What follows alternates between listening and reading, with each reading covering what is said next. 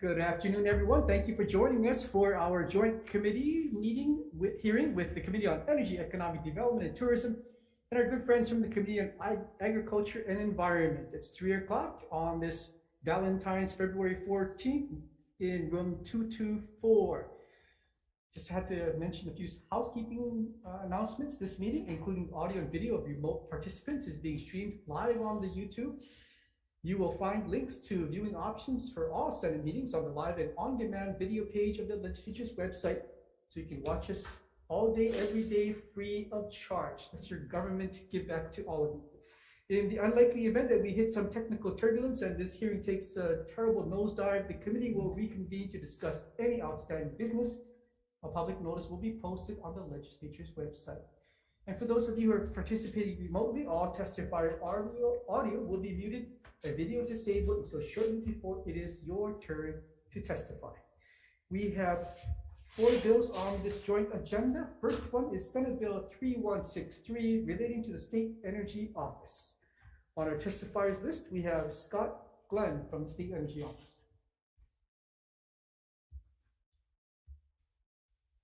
Good afternoon, Chair Wakai. Good afternoon, Chair Gabbard, members of the committee. This is Scott Glenn, Chief Energy Officer, and testifying in support of the bill. And in note in our testimony, we suggested a few amendments that we think could also help with setting the table for making progress on this important issue.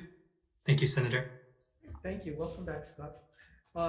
Tom Keeney has expressed interest in joining us. Not present, Chair. Okay, members, we only have Scott Glenn. Anyone with questions for Scott? Chair, this is Carl Rhodes. I have a question for Mr. Glenn. My understanding is you went to Iceland and saw one of these, a carbon capture plant that's working already. Are they using, can you just tell me about there has to be an energy source to run the thing. What are they using for an energy source? Thanks, Senator. That's correct. I did visit Iceland in November and observed the new plant that had just opened in around August. It's called the Orca plant. Orca in Icelandic means energy, so it's not related to the animal. At least in English that we use that word for. They are they're owned by Climeworks, which is based out of Switzerland. And the facility is located at a 300 megawatt geothermal power plant. And so the facility is operated with electricity from the geothermal plant as well as heat from the geothermal plant. And so together, the two facilities create in total a net negative power production operation. So the power from the plant goes to pull more CO2 out of the air, then goes into it.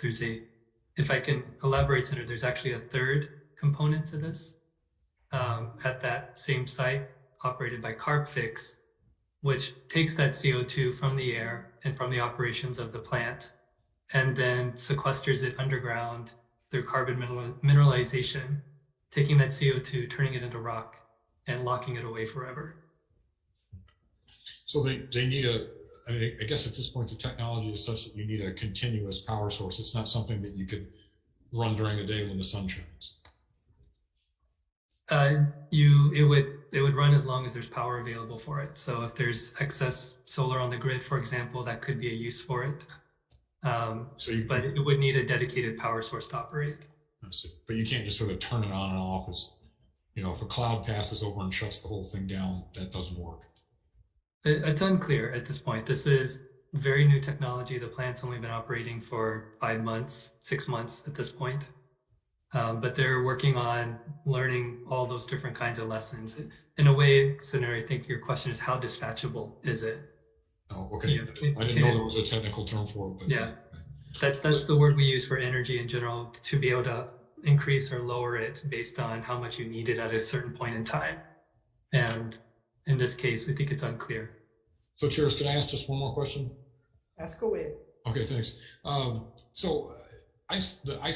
company that's running in Iceland, are they trying to make money, or is this something that the Icelandic government's just saying, we want to take carbon out, trying to do our part to take carbon out of the air, or is it something that they think they can charge for, basically, for other countries that want to reduce their carbon emissions?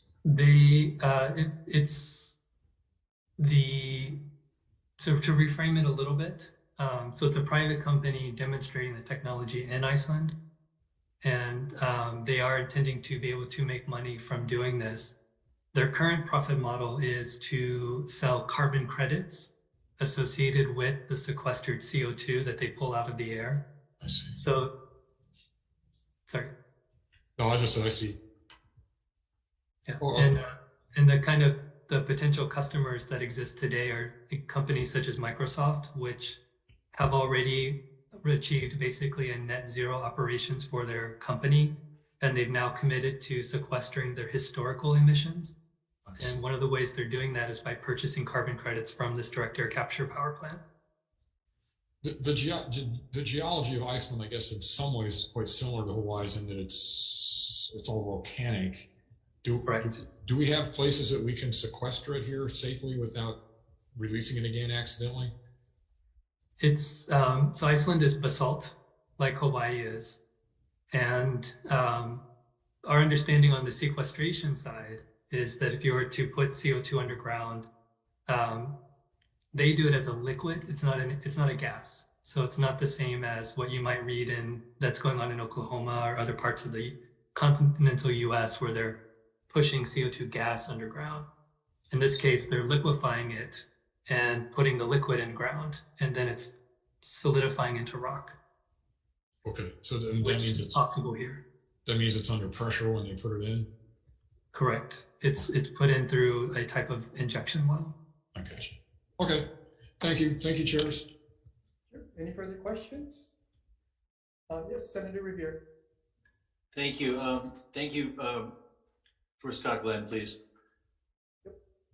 Yep. Scott, is this the sticking it in the ground is the only solution? There's technology, I believe, also now where there's some people, at least proof of concept, that they can turn it into a fuel, take the CO2 out of the air and make a portable liquid fuel of some form. Would something like that be in the realm of studying at the same time as we look at the sequestration stuff? Senator, yes, that's correct. There is, Iceland is also one of the places looking at what those are called electro fuels, which also includes hydrogen. And it's using CO2 from the air paired with hydrogen from water, all made with renewable electricity to create what's essentially a renewable sourced hydrocarbon. So it's still creating jet fuel, for example. This is especially being done in Rotterdam right now. They're piloting this. The possibility of that for Hawaii is also an option. And, oh, sorry, go ahead. Oh, no, but back to Senator Rhodes' question is I'm wondering about the, shall I say, the inefficiency of using energy to create this other energy. Is it likely that we can get to a point where it's, a reasonable cost? That's the, in terms of the cost, that's the big challenge right now.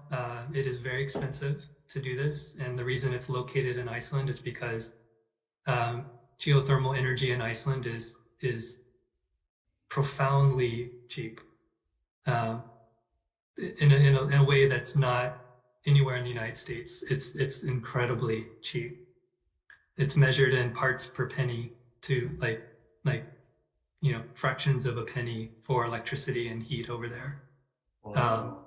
So it's a different scale, but it's all thanks really to their geothermal production, and so they're able to do that, and which is why this plant located there first. The United States Department of Energy has announced what it calls a negative earth shot, negative emissions earth shot, where they're trying to bring down the price of carbon capture to, I think, $100, where they think at that point it will become market competitive with fossil fuel powered things such as jet fuel or carbon sequestration. So that's an active policy of the United States right now to pursue. And under the Infrastructure Act, there will be money available to help pursue these kinds of demonstration projects. Thank you. And finally, Chair, if I could ask one final question. I think, and I realize these are way more complex than the simple soundbite answers I'm asking you for. But again, back to Senator Rhodes' question, do we have the real estate to inject this into the ground? And also, you know, there was testimony here from somebody who said that, you know, we'd need $7 billion a year to do this, which is kind of a non-starter. So your final two thoughts on a land or space available needed, and just the cost of doing. Is it worth spending money if it's just a straight out cost? Sure. I think at this point, our discussion about land use for energy is focused on electricity production and has not quite focused on transportation, especially for air travel, and has not focused on carbon emissions reduction, which is also something that the whole world needs to tackle. To the extent Hawaii wants to be an innovator and leading edge place for these types of technologies, it's one thing to have it at scale, it's another to be able to demonstrate it. And I think Hawaii's market position in energy has often been a demonstration place. Although solar and other types of technologies have achieved scale here and demonstrated new ways of managing our grid. So I think the short answer is it's a maybe, that we could do it here in terms of economics. And there's a much longer answer. And in terms of land, I think the question, I guess, for the legislature is how much of our energy footprint do we want to take care of here at home versus import from other places, whether it's in the form of fossil fuel as jet fuel or crude oil or some other type of energy source? And how much do we want tourism dollars to leave the state to pay for bringing that energy here? Great. Okay. Thank you. Thank you very much, Chair. You're welcome. Senator Ms. Lucho? For Scott too. So Scott, I support the notion that we should cast a wide net to explore possibilities, because as you pointed out, renewable energy deployment alone is not going to get us to our objectives. But I wanted to find out if in your initial due diligence and for the edification of this committee, is there any downside to this technology of carbon capture? Is there, you know how nuclear has tremendous, some danger. So anything that you could enlighten us on? At this time, I'm unaware of any hazards or risks associated with it.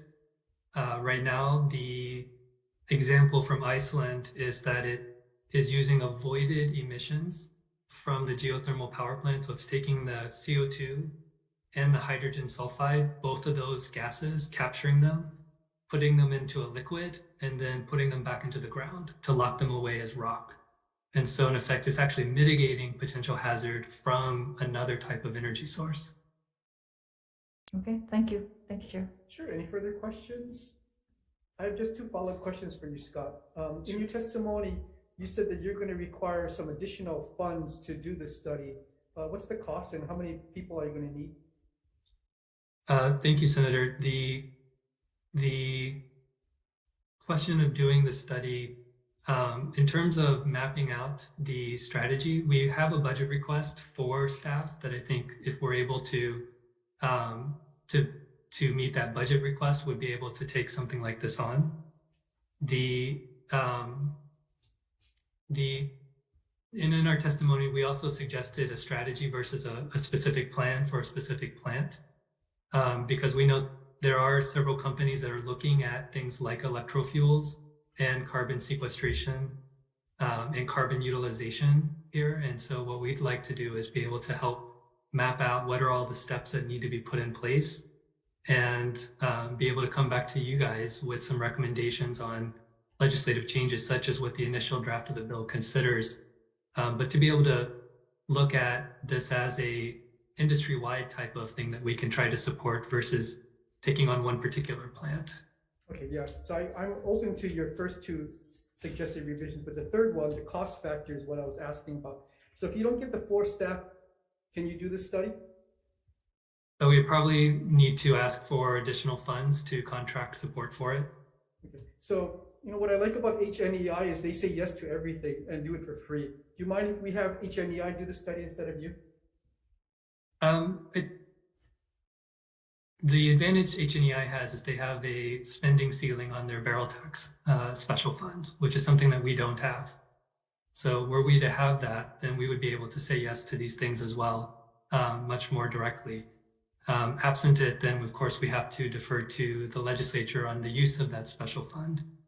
I think HNEI is capable of doing part of this, but they have a narrower focus in terms of research versus actual real-world project development, trying to pursue the standing up of an industrial area or new sector. So I think that they could do it. They would bring a slightly different lens, but we could work with them on it. Okay, great, thanks. Members, any further questions? If not, thank you, Scott. We're going to move on to our next bill, Senate Bill 3302. First on our testifiers list is Gwen Yamamoto Lau. Actually, Chair, I think Deputy Director Chung Chang is here, but if he's not, then there he is. I will defer to Chung. Okay, Chung, you're up. Thank you, chairs, vice chairs, members of the committee. I was just going to stand on our testimony and support, and we'll be available for questions. Gwen as well. Thank you. Okay, wait, so Gwen, do you want to convey your testimony or stand on your written, or what would you like to do? Yes, Chair, Vice Chairs, and members of the committees. The authority stands on our written testimony in support with comments. I also wanted to mention that I had a meeting with the city and county this morning, and I believe we were able to address the concerns that they had. Thank you. Okay, thank you, Gwen. We have Greg Kinkley from the Attorney General's office. Afternoon, Deputy Attorney General Brian Gamby. Mr. Kinkley is unable to make it. We provided comments on this. We just wanted to inform the committee of the legal question as noted in our testimony. We also note that there are mitigating measures in the bill which would mitigate the concerns, but we just wanted to inform the committee of the issue. Thank you.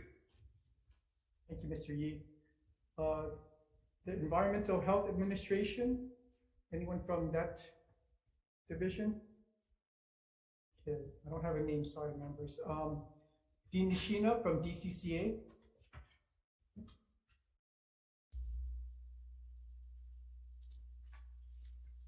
Good afternoon, Chair Wakai, Chair Gabbard, Vice Chairs and members of the committee. Dean Nishina with the Division of Consumer Advocacy. You have our written testimony, and I'll stand on my written testimony, but I'm available for any questions, if any. Thank you. Thank you, Dean. Rocky Mold from Hawai'i Solar Energy Association. Good afternoon, chairs, members of the committee. Rocky Mold with the Hawai'i Solar Energy Association. We'll stand on our written testimony in support of this measure. Thank you, Rocky. Stuart Coleman from VI.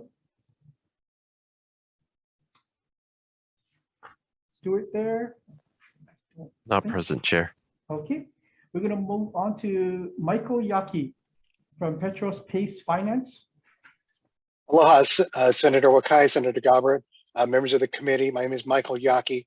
I'm the Senior Vice President and Senior Counsel for Petros Pace Finance. We're a commercial pace capital provider that works throughout the entire country. We stand by our testimony and available to answer any questions you may have. Thank you. Thank you, Michael. That's all I have for live testimony. Members, any questions of those who have joined us remotely? I have a question. Senator Misalucha. Gwen Lau, please.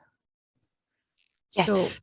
So Gwen, could you elaborate further on what you said about the meeting this morning with the city and county? Because when you read their testimony, their main objection is really staffing and resources and how we can accomplish, and the devil will be in the details, obviously, how we can accomplish this because they have limited resources and the volume and complexity of this they're concerned about. So what have you discussed and what was the outcome? Right. Yes. Thank you, Senator. So what is being proposed is for Hawaii Green Infrastructure Authority to administer the program, similar to how we administer our on-bill financing program with the electric utility, whereby the counties would just be a repayment mechanism. They won't have to get into the weeds of the lending and the financing. That would be our responsibility. And I believe the other part of their concern was on their billing systems. And so out of the 25 million general funds, a lion's share of that will be to upgrade billing systems for the counties that participate as well as ours. Because similar to our on-bill repayment mechanism with the utilities, we had to do extensive programming to generate electronic feeds so that it minimizes errors if a human has to, fill in spreadsheets and so forth and so on. I think one last question they had was on their bond rating. They are not required to issue a bond, and neither is the state. And in fact, the property assessed financing contract could be, air quotes, considered part of the bond. So it's not a actual revenue bond or general bond that's obligation bond that is being issued. Thank you. So in your testimony, you had amendments that you proposed. As a result of the meeting this morning, are there additional amendments that you'd like to add, or is that it? That your amendments? Suffices. It suffices. Okay. Yes. Thank you. Thank you. All right, members, any further questions of those who have joined us? Gwen, I have a couple of just general questions. This bill asks for $25 million. And if I recall correctly, the legislature created GEMS about a dozen, maybe a decade ago, floated a $150 million bond. We're told that that was going to suffice and there'd be loans and then people would repay the loans and then we would never have to replenish that. So now here you are with something similar yet different, asking for $25 million. What happened to the $150 million we gave you a dozen years ago, or a decade ago? Well, I was maybe less than a decade ago, but we have about 30 some odd million left to loan. And unfortunately, Senator, it's not a revolving loan fund. So we make a loan to a ratepayer, and every penny of repayment that we receive back, both in principal and interest, gets transferred to the PUC annually. So it doesn't revolve. It's used once and then it's transferred. The other reason for this funds is, again, the lion's share is to upgrade billing systems. And a small portion, I would say 10 million of it, is going to be for to provide credit enhancements for private lenders if they need it, or finance those that the private lenders or private capital do not feel comfortable financing. And lastly, the GEMS bond funds cannot be used for cesspool mitigation or resilient rooftops. It can only be used for technology approved by the PUC, which is solar PV and solar hot water and commercial energy efficiencies. So if we give you 25 million for this program, are you going to come back in the future to ask us to replenish whatever might be needed? What I'm hoping that this program will do is unlock private capital so that the banks and private capital can participate as property assessed lenders. Because, clearly 25 million isn't going to get us to where we need to be. Just cesspools alone will require somewhere between 1.3 billion to 1.7 billion dollars. Thank you, Gwen. Thank you. I have a question for Mr. Yee at the Attorney General's office.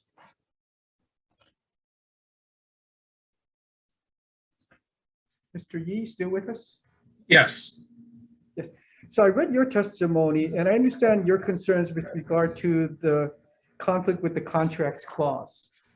And I'm looking at, by chance, did you get to see Gwen Yamamoto Lau and HGIA's suggested amendments? Because I think she addresses your contracts clause in her suggested amendments on page 9, line 8. I'm sorry, I did not see that, but we can get back to you reviewing that. Okay, I don't want to read it because it's kind of lengthy and all full of legal jargons. So I probably will implement Gwen's suggested amendments. I think that should take care of your contracts clause opposition, and then we'll have, this thing goes on to WHAM, and maybe you can get clarification at that time. Members, any further questions of those who've joined us live? If not, okay, thank you. I'm going to hand it over to Chair Gabbard to take care of the final two bills on the agenda. Hello, Chair. Next is SB 2284 relating to aquaculture. Establishes provisions relating to the Department of Ag's governing of the business of aquaculture. Grants exclusive property rights to persons who lawfully obtain the cultured progeny of wild plants and animals by broodstock acquisition. Clarifies that any person who takes aquaculture products without lawful entitlement shall be subject to prosecution for theft. Authorizes the Department of Ag to regulate the transportation, purchase, possession, and sale of specific aquaculture products as may be necessary to protect indigenous species. Establishes prohibitions relating to the spawning, incubating, or cultivation of transgenic fish species or any exotic species of fin fish. Makes exemptions for certain research activities and requires the Department of Ag to prepare programmatic environmental impact reports. Our first testifier will be Attorney General's Office, Allison Cato. Good afternoon, chairs, vice chairs, and members of the committees. Allison Cato, Deputy Attorney General. One of the new sections created by this bill describes the unlawful taking of aquaculture products as theft, but the action described and the crime of theft are already addressed in detail in HRS Chapter 708. To avoid confusion and the creation of extraneous statutory language, the department recommends that this section of the bill be deleted. The remainder of our comments relate to organization of the bill and proposed new statutes. Our written comments provide specific wording for our recommended changes. Thank you for the opportunity to comment. Please let me know if you have any questions. Mahalo, Allison. Next is Brian Nielsen from DLNR.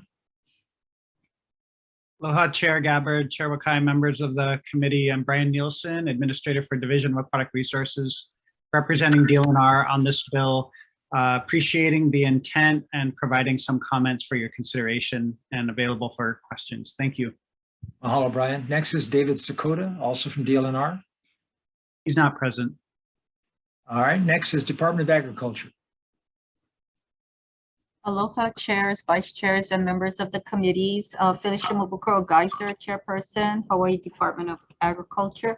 We stand on a written testimony supporting the measure, and we offer comments for clarity and suggest some improvement for the effectiveness. Mahalo. Thank you, Phyllis. And that's it on our testifiers. Members, are there any questions for our testifiers? Senator Ocasio. Oh, hi. Thank you, Chair. I do have a question for DLNR, if they're available. Oh, hi, Mr. Nielsen. Thank you. So, I would like you to just elaborate a little bit on why we should not have this exemption, or why you folks allude to that. Also, it sounds like there is an aspect of this measure that refers to patenting and exempting GMO fish, or is this accurate? And if so, could you elaborate on that in your folks' position? Yeah, and in terms of our suggested amendments, we suggested to remove commercial fishing and just have it focused on cultured aquatic life, and our concerns are for aquaculture using wild caught species as broadstock, that taking Division of Aquatic Resources, who's mandated to manage those species in the wild, taking us out of the equation might be a cause for concern, and also creating loopholes for potential illegal activity if somebody was illegally harvesting wild stocks but posing as aquaculture, that may be a concern as well. So that was kind of our concerns with it. And then in terms of like genetically modified organisms, I guess I would have to look more at that, but definitely would want to make sure that any genetically modified organisms were not released into the wild, and those type of best management practices and safeguards. Yeah, that's actually part of my my question. And so to follow up, they refer to it in this measure as transgenic And then in looking that up, it is an altered gene species. And so my concern was if you could identify, or if you could speak to the protections and safeguards from those particular fish being released into the wild, and how we could guarantee that public disclosure or labeling would prevent some of that. Yeah, you know, I know Department of Ag, and they could speak to this themselves, that they do, you know, review facility plans and biosecurity in terms of releasing organisms out to the wild and other safeguards.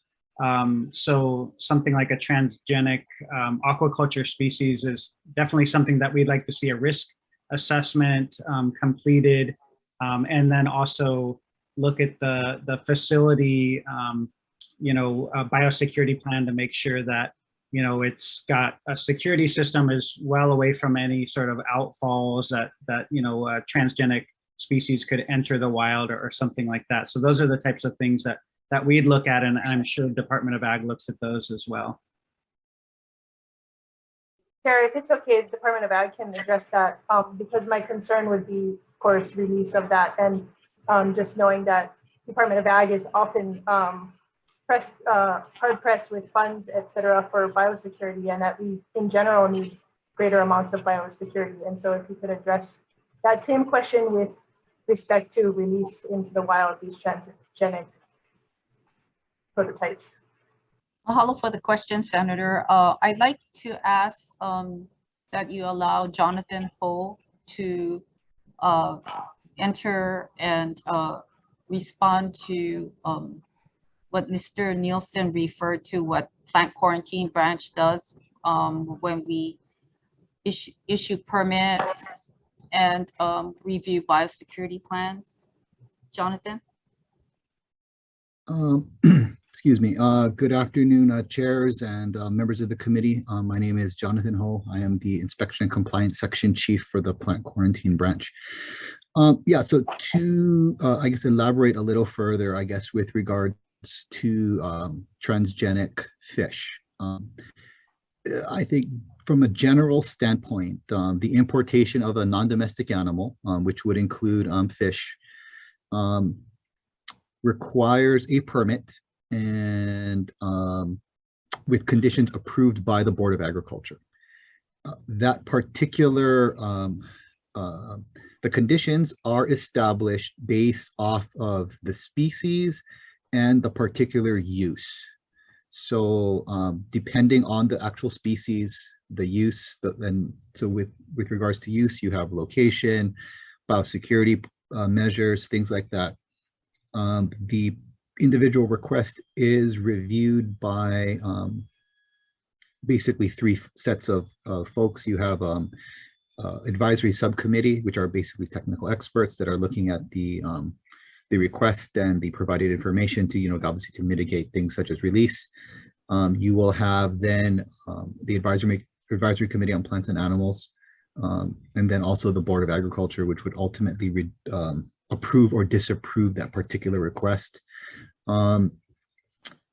For at least specifically for with regards to release into the environment, the purpose or the conditions do state the purpose, and for the plant quarantine branch, almost every single set of conditions we have that makes it a direct prohibition. So obviously, if that were to occur, obviously that could then subject the importer to criminal and or civil penalties.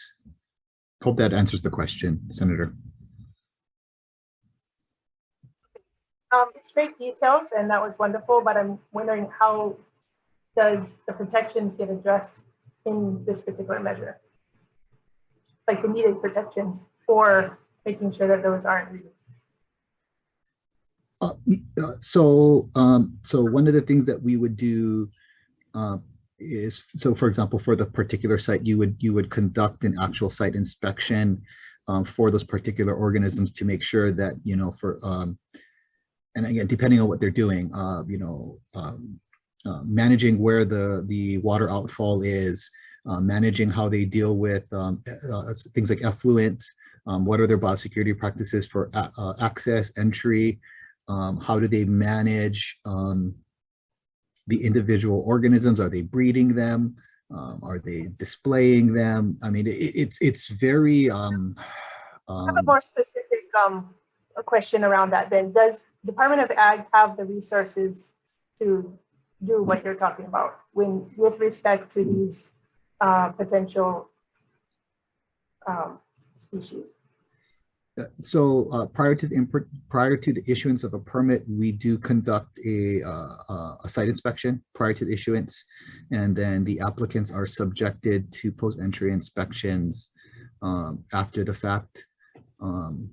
So if there's a requirement for more or less than that, those potentially could be challenges. Depending, I guess what the overall frequency is, but we do that before a permit is issued. Before a permit is issued. Okay, thank you, Chair. I'll yield. Okay, members, any other questions? Yeah, Chair Gabbard, if I could ask a couple. Yes, Senator Wakai. For Phyllis. So Phyllis, I'm looking through your testimony and you have like a dozen pieces of suggestions here, pointing out PUCAs like enforcement, licensure, inspection, certification, what penalties, if any, but you don't really offer suggestions on how to make this bill better. And really this bill is modeled after aquaculture laws on the mainland. And it was brought up because, to be honest, the Department of Agriculture pays almost no attention to the propagation and growth of aquaculture. You have 2 people out of your 316 employees there that are even focused on aquaculture. Less than 1% of your staff is focused on aquaculture. So I appreciate you pointing out where we need to improve on this bill, but I'm a little disappointed that you don't actually provide us language to help fill in some of these PUCAs, since you have all of the expertise there to help us get this bill going. And we really need to get to a place where Hawaii focuses on food sustainability, not purely on terrestrial agriculture, but look at the ocean as our potential bread basket, so to speak. And so that's what this bill is trying to get to, but you've provided us very little guidance on how to make this bill better. It's almost like you are going to embrace the status quo and we're going to continue to have less than 1% of our agriculture budget and personnel focused on aquaculture. So can you help us make this bill better and fill in the PUCAs that you pointed out here? Thank you, Chair, for your concerns, and you know, we can work with the committee.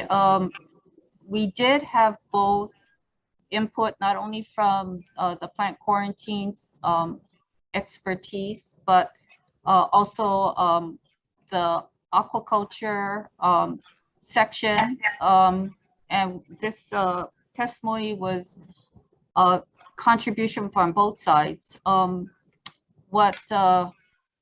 know, something that you brought out in your remarks is that you know, during the economic downturn with the pandemic, we did have additional position for economic development specialists in aquaculture. You know, it was unfunded and then later deleted. So, you know, for us to do more for aquaculture, I don't know if the committee would consider moving forward with providing the branch with that additional resource. And so that's what I can say right now. But we'll go back and try and improve our suggestions and work with the committee if the measure continues to move forward. Okay, but you can't point to the fact that one position was eliminated. I mean, even if you got that position, you'd have three people in aquaculture out of your 316 employees. That is to me shows a lack of interest in growing this sector of our economy. The opportunities for growth in this sector is huge. The opportunities for growth in traditional agriculture is pretty minimal. And you might make a few percentage points increases, but aquaculture has huge opportunities. And Department of Agriculture year after year continues to ignore the potential of the ocean.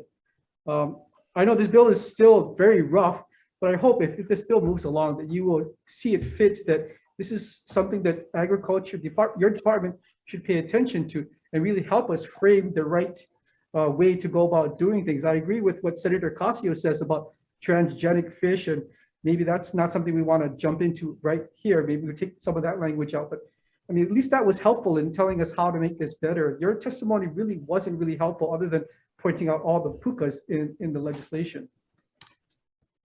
Thank you, Chair. What I'd like to add for your consideration is that, the department also can work together with the aquaculture program. We have a marketing branch, and then we also have a market analysis news branch. And since 2019, we have staff that is generating data. So we have slowly moved back to trying to get metrics for aquaculture funding, researching data. So we are trying to do, what we have available to us in the form of resources. So it's not just the two positions, our ag development division is trying to assist with providing more data and promoting. We also work together with DBED. So, we try to collaborate with our partners. And Phyllis, how many aquaculture bills did you introduce this year? This year in our admin package, we didn't introduce any. Right, so that reinforces my point that you might be studying and looking at all of these things, but there is really no action. There is no game plan, a strategy for ag to grow aquaculture. So you can talk all you want about how you're looking at things and try to do things, but the reality is the administration provides us absolutely no direction through legislation, nor do you have any personnel counts or any budgetary increases for this sector. So everything you said really doesn't show up in growing the opportunities that I cited earlier. Thank you for your suggestions. And I can add also that during the pandemic, we were in discussions with USDA because we're trying to get aquaculture and fish proteins recognized by USDA for the food assistance programs. We have recently been awarded a seafood processing grant from the federal government. So, we are trying to assist the industry. Okay, well, I don't see any bills and I don't see any budget, supplemental budget requests. So I don't see that all you said is amounting to anything to move the needle. Chair Gabbard, I'm done. Thank you. Members, Senator Casio. This is for Ms. Shimabukuro Geyser. Can you address, in your knowledge, is the broodstock acquisition and exclusive property rights, is that in reference to genetically modified organisms and patenting of such organisms? Senator, thank you for that. Thank you for that question. I'm going to ask if Todd Lowe is present, if he could be able to explain that. If not, maybe Jonathan Ho. There's Todd. I thank you, Senator, for the question. No, I don't believe that it was what we do now is specifically focused on transgenic fish. In terms of the open ocean cages, the types of fish is limited to indigenous species, and it gets a little technical, but the wild fish are used as broodstock to propagate the next generation. So there's the F1s. That's one generation off of the wild, and that's the only thing that's allowed to be raised out there. So that's the open ocean cages, and then the land-based systems are a little bit different, but they have the similar types of safeguards. Okay, so then as a follow-up question, why would we need to have exclusive property rights and of the person who cultured these particular species? Yeah, so I would have to look at the way the bill was written. I think it doesn't specifically match to what we do currently in Hawaii. So I think we'd have to get back to you and take a look at that language. Okay, thank you. Welcome. Okay. Sure. Yes, members, any other questions? Okay, moving on to our final measure of the afternoon. SB 3325, relating to carbon sequestration incentives, establishes the Hawaii Farmland and Forest Soil Health Carbon Smart Incentive Program to incentivize carbon sequestration activities through incentives contracts that provide for compensation for eligible practices by program participants, appropriates funds for positions and for administering the program. First up is the Hawaii Green Infrastructure Authority, Gwen Lau. Thank you, Senator. Good afternoon, chairs, vice chairs, and members of the committee. The authority stands on its written testimony in support with comments. Thank you. Thank you, Gwen. Next is Marigold Zoll from DLNR. Good afternoon, Chair Gabbard, Chair Wakai, members of the committees. Marigold Zoll, Acting Administrator for the Division of Forestry and Wildlife. I'm here with Leah Laramie to answer questions should you have any, but we support the measure and offer comments. Thank you. Okay. And David Smith from DLNR. Oh, I'm standing in for him. Okay. So you and David and Leah. For any questions. Okay, thank you. Department of Ag. Aloha chairs, vice chairs, and members of the committees. The department stands on its written testimony, offering comments, and we are concerned with implementing a permanent program without information and metrics regarding the carbon sequestration for our local farmers. We're available to answer any questions. Thank you. Danielle Bass from the Office of Planning and Sustainable Development. Aloha chairs, vice chairs, members of the committees. My name is Danielle Bass, State Sustainability Coordinator for the Office of Planning and Sustainable Development. We offer some comments and amendments for this measure. We do stand in strong support of the concept of carbon sequestration incentives. To explain our comments, for the past 5 years, OPSD has been researching, publishing materials, and working on carbon sequestration since 2018. As one of the 2 state climate-related boards and commissions, the State Greenhouse Gas Sequestration Task Force has a 19-member permanent task force with many experts ranging from forestry, agricultural, land use, environmental, academic, and soil science communities. From that task force's beginning year in 2018, we received one sole appropriation of $150,000 to assist this task force. And that has direct results inclusive of the creation of a Healthy Soils Hawaii pilot project, which this bill is modeled after, the desktop analysis to compare carbon storage pathways, as well as a baseline and benchmarks opportunity for Hawaii's natural and working lands.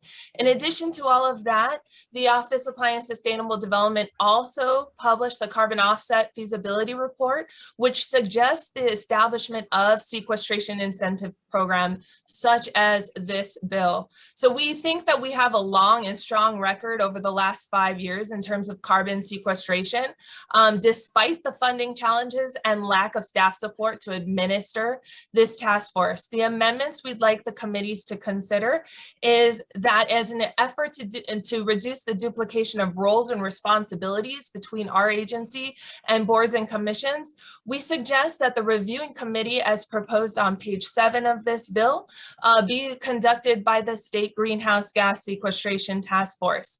In addition, our carbon offset feasibility report actually suggested the replacement of a sequestration incentives program in place of carbon offsetting. So we suggest that the language in this bill be placed in Hawaii Revised Statutes 225P-6, which is currently reserved for carbon offsetting for the state of Hawaii. And finally, we strongly recommend that the legislature consider the Office of Planning and Sustainable Development as the coordinating agency of the proposed Hawaii Farmland, Forest, Soil, and Health Carbon Smart Incentives Program. We feel that this directly aligns with the goals of the State Greenhouse Gas Sequestration Task Force, which is attached to our agency. And we believe that we are very prepared to implement this important climate mitigation program. I'm available for any questions. Mahalo. Thank you very much, Danielle. Members, any questions? Okay, so I will turn it back over to Senator Wakai. Okay, members, if you don't mind, we're going to take a brief recess prior to taking the vote.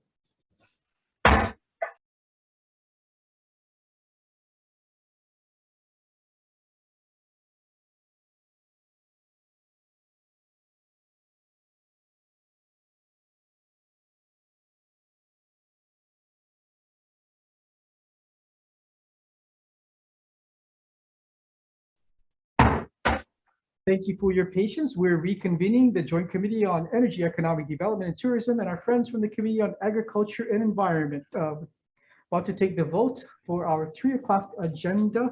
And we have 4 measures on this agenda. First is Senate Bill 3163 relating to the State Energy Office. The chairs have conferred with our members and would like to make 3 amendments to this bill. One is to take into account the suggestions by the State Energy Office that this should be a strategy and replace plan with strategy in the description of the bill. And also their second suggested amendment was on section 3 of the bill, beginning on page 2, line 15, again to replace plan with strategy, as well as change the date from 2023 to 2024 with an interim progress report to us. And the members have also conferred that we think that the Hawaii Natural Energy Institute, HNEI, is a better entity to be in command of this particular study, but they will need to be in consultation with the Hawaii State Energy Office as they move forward with coming up with a plan for atmospheric carbon capture plan. So those are the recommendations. Members, any discussion? If not, Senator Misalucha, I vote yes. For Committee on Energy, Economic Development, and Tourism, this is in reference to SB 3163. Chair recommends pass with amendments.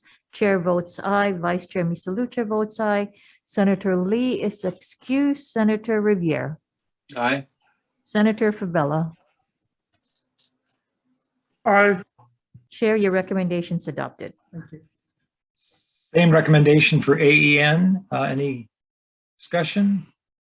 Chair votes aye. I'll take the vote. Senator Nishihara is excused. Senator Rhodes.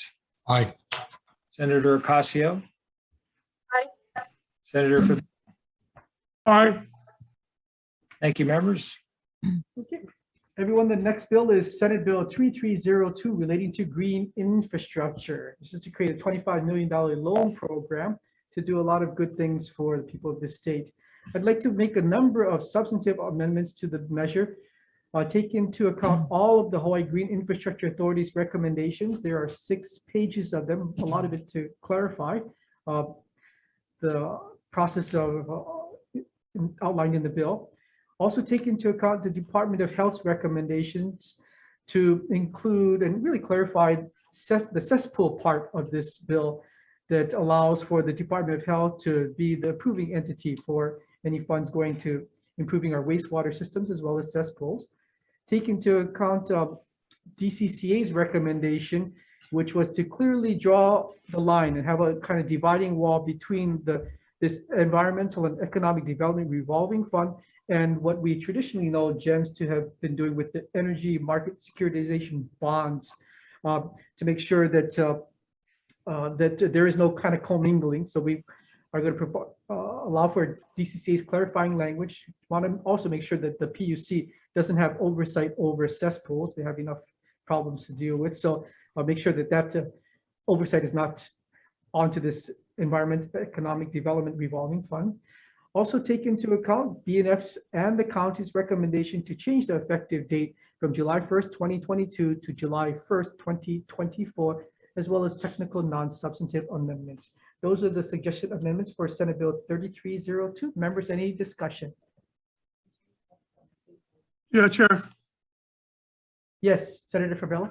I got a question. So when they do this green infrastructure and going forward with these cesspools, so they determine that the cesspool is not needed and they're going to go to sewer. Is some of this money going to help the consumer or the residents to convert? I don't know about it talks about wastewater treatment plants. So I assume, to answer your question, it can be used for sewer upgrades. But I think the focus of it is to help individuals who can't afford to get their cesspools properly functional and upgraded. Are you asking if it goes to the sewer system?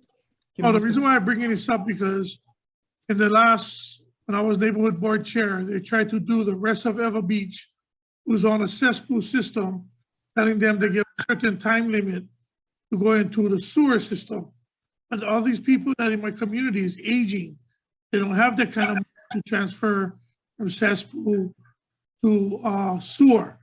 So I just wanted to know if this is the conversion that they're gonna implement. Is that some of the money gonna be helping these residents to convert? Because these cesspools is not proven that they're leaking or they're causing problems to our ocean or to our fresh water. So I just wanted to know if that would be part of the funding that would help out.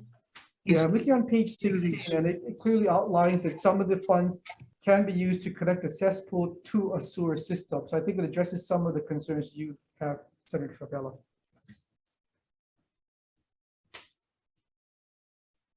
Yeah.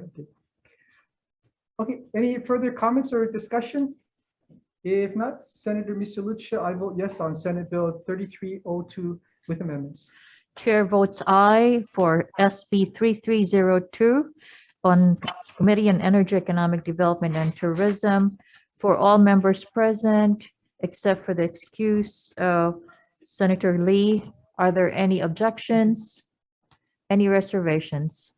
Chair, your recommendations adopted. Thank you. Okay, on the third measure, SB 2284 relating to aquaculture. Senator Gabbard, I think you have to take the vote. Oh, I'm sorry. So sorry. Yeah, same recommendation for AEN. Chair votes aye. And for the members that are present, any noes or reservations? Okay, measure passes. Thank you. All right, then moving on to the third measure, SB 2284, aquaculture. Let's see, we have Chair's recommendation would be to pass with some amendments. And I will defer, Chair Wakai, if you could mention what those amendments are, that would be very helpful. Sure. In Senate Bill 2284, where there's any mention of transgenic or exotic species, we're going to take all of that language out of the bill. We're going to use the AG's recommendation, which was more housekeeping and reorganizing which chapter and what comes in front of the other. So the AG's recommendation has no policy implications, just more of legalese recommendations. We're going to also take DLNR's suggested amendment to make sure that this does not get into the commercial fishing area that is purely for aquaculture development. And also take into account or add language that requests the Department of Agriculture to look into land acquisitions for future land aquaculture leases, as well as terrestrial aquaculture parks. So those are the suggested amendments for Senate Bill 2284. Discussion? Oh yeah, sorry, we wanted to put in 4 full-time FTEs since there are only 2 people right now in ag dealing with aquaculture. Those are the recommendations. Members, any discussion? Chair votes aye. And I'll take the vote. Yes. I just do have a little comment to make just to clarify why I'm voting with reservations. I do understand the intent with regards to food security and diversifying our agriculture. However, my concern is that modern aquaculture is heavily reliant on fossil fuels and imports, and it uses an enormous amount of imported plastic that breaks down into microplastics in our environment, along with, like I said, the other imports. There's a huge risk of biosecurity issues. I'd also like to mention that I'm really grateful to Senator Wakai for removing the language around the genetically modified, but just to note that oftentimes aquaculture does heavily rely on GMO species, and that has concern in the future. So I'm also very concerned about the biosecurity and inadvertent release into the wild, and the lack of the ability for the Department of Agriculture to properly administer it. So hopefully those full-time positions help with that as well. So mahalo. Thank you, Senator. Okay, with the remaining members, are there any no votes or reservations besides Senator Ocasio? Reservation. Reservations for Senator Favela. Okay, the measure passes. Adopted. Sorry. Yes, go ahead. EET, same recommendation. Any discussion? If not, Senator Misalucha, I vote yes. Chair votes aye for SB 2284. Chair recommends pass with amendments. For all members present, are there reservations? Reservation.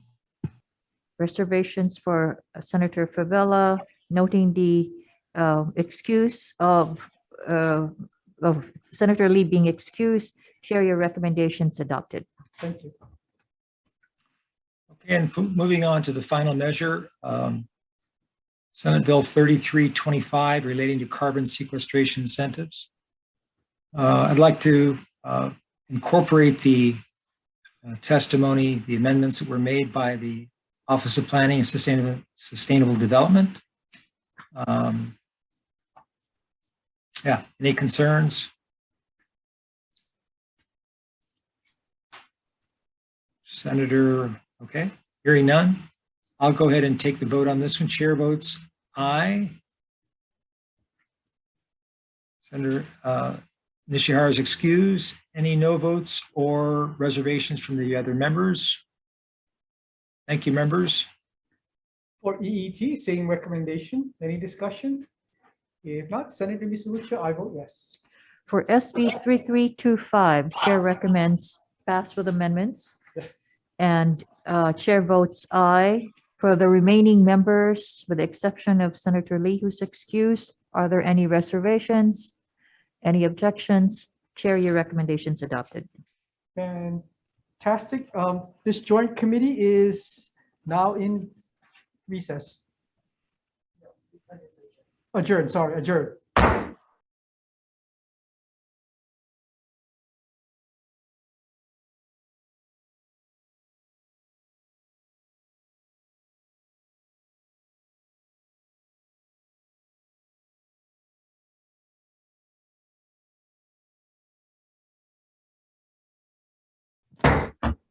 Aloha, everyone. We want to reconvene our joint committee with the Committee on Energy, Economic Development, and Tourism, and our good friends from the Government Affairs and Operations Committee. We are looking at our 3:30 agenda. I apologize for being late, but we are in decision-making for a bill that we heard a while ago. That bill is Senate Bill 3229. It's regarding mineral resources and the push to go and see what else is lurking below our feet for our energy future needs. So Members, I'd emailed to you suggested amendments this afternoon and would like to kind of just, for the record, recite what those amendments should be. We're going to change the 60% of royalties for the counties as suggested in this bill and keep it status quo at 30% of the royalties. And we are going to also have an annual cap of $600,000 for the state. Okay, this is a little bit convoluted. So every year the PGV, Puna Geothermal, gives $2 million in mineral royalties, and now we're trying to figure out like how do we cut that baby and pie up.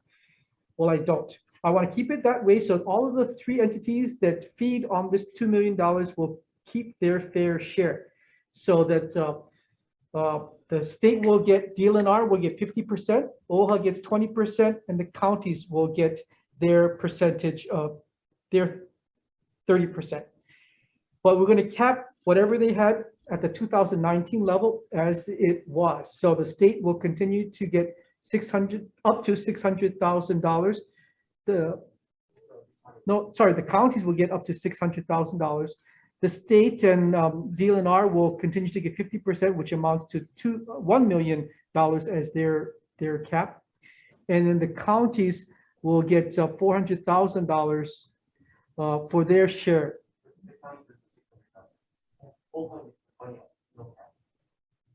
Okay, sorry. Rewind. So we're talking about the $2 million pot again. So $6 million will go to, 600,000 will go to the counties. 1 million will go to the state. OHA will get its 20% share. So, you know, even if we get past the $2 million figure, OHA by law is allowed to, because of ceded lands, get their 20%. So just the counties and the state will be capped on future revenues for this measure. And Puna Geothermal is about to increase the amount of output. And so we're expecting that $2 million figure that I just spoke of to be substantially more in the future. That more, whatever it is above the $2 million threshold, that money will be going into a newly created University of Hawaii Geothermal Exploration Special Fund, because they have the expertise and the knowledge and the manpower to go and do geothermal exploration throughout the state. The county, the Big Island County or County of Hawaii, has no expertise in that area, so it didn't make sense giving them any of the money to do that responsibility.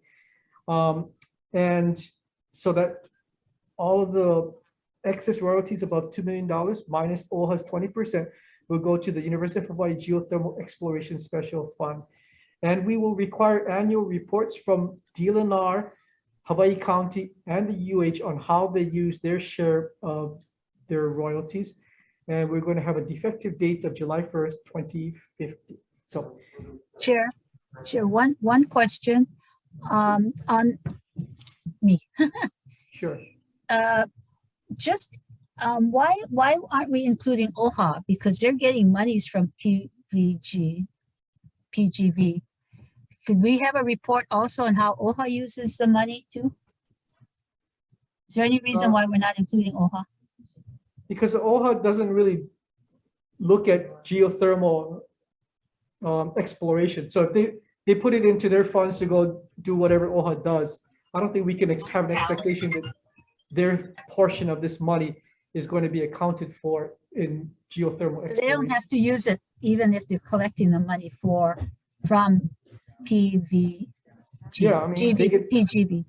They get airport ceded land revenues. They get ceded land revenues all over the state. We don't ask them that somehow those have to be tied to anything other than whatever their mission is. Okay. Okay, fine. Okay. And then also one final amendment was to delete the current amendments to the statute on page 3. So this is the part where we had the counties, their county portion, as well as their reporting requirement to us, because we put that reporting requirement into new language that has them being one of 3 that provides us a report. So anyway, we're going to take out the amendment on page 3 that they had offered. Okay, sorry. 3 agencies. all of that. Any discussion, members? If not, Senator Misalucia, I vote yes. For Committee on Energy, Economic Development, and Tourism, this is in reference to SB 3229. Chair recommends pass with amendments. Chair votes aye. Vice Chair Misalucia votes aye. Senator Lee is excused. Senator Riviere. Aye. Senator Favela. Reservations. Chair, your recommendations adopted. Thank you. Government Operations Committee on the same bills, SB 3229, passed with amendments. Chair votes aye. Vice Chair Dela Cruz. Aye. Senator Chang. Oh, excused. Senator Gabbard, excused. Senator Favela. Reservations. Okay. Chair, recommendation is adopted. Mahalo. Thank you, everyone. We are adjourned. Adjourned.